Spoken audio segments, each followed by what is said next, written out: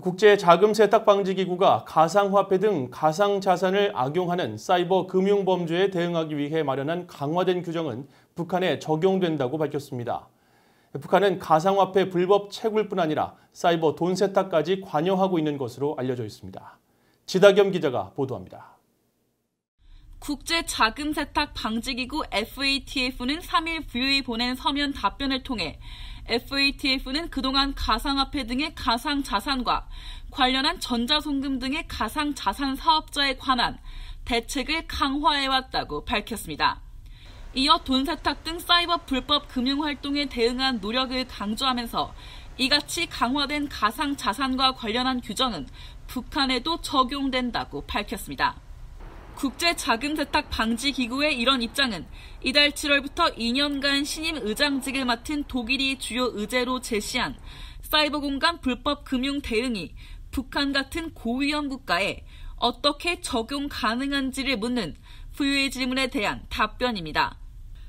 국제자금세탁방지기구는 이어 강화된 대책은 북한, 이란 등 자금세탁과 테러 확산 금융의 국제기준 이행에 있어 중대한 전략적 결함이 있는 고위험 국가에도 적용된다고 강조했습니다. 앞서 의장직을 수행하는 독일은 지난 1일 가상자산을 이용한 불법 금융활동에 대한 FATF의 단연간의 노력을 강화하고 이를 5가지 주요 업무 계획 중 하나로 제시했습니다. 북한은 지난 2011년 이후 자금세탁 방지 기구가 분류하는 고위험 국가 중 가장 높은 위험 단계인 대응 조치국에 머물고 있는데 현재 이런 고위험 국가는 북한과 이란뿐입니다. 자금세탁 방지기구는 지난 6월 열린 화상총회에서도 가상자산에 관한 감시를 강화하고 추가 지침서 발행 등을 통해 가상자산의 자금세탁 테러 자금 조달 위험에 관한 이해를 증진할 것이라고 결정했습니다. 또 유엔 안보리 대북제재위원회 전문가 패널은 지난해 8월 보고서에서 가상화폐를 이용한 북한의 자금세탁을 지적했습니다.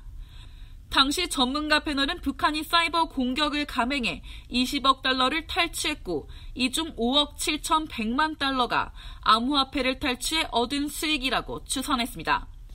워싱턴의 민간단체인 신미국 안보센터의 닐 바티아 연구원은 북한은 가상화폐 불법 취득에 가장 정교한 나라일 것이라면서 이를 제재 회피 수단으로 사용해왔다고 지적했습니다. This has basically been a priority of theirs for several years now in the face of U.S. and UN sanctions that have tried to close off more traditional ways of raising money.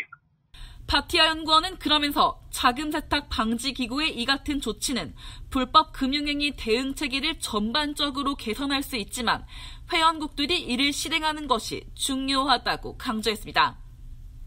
이런 가운데 미국은 북한의 악의적인 사이버 활동이 국제금융체제의 건전성과 안정성에 중대한 위협을 제기한다는 내용의 사이버 위협주의보를 지난 4월 정부 부처 합동으로 발령했습니다.